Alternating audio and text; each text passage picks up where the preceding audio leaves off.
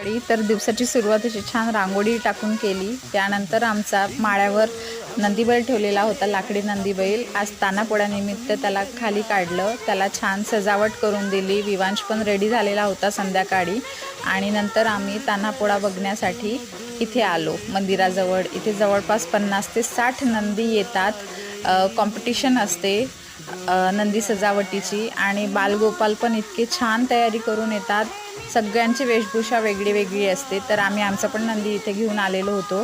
त्यानंतर परीक्षण सुरू झालेलं होतं आणि 3 नंबर देणार होते, पहिला, दुसरा आणि तिसरा।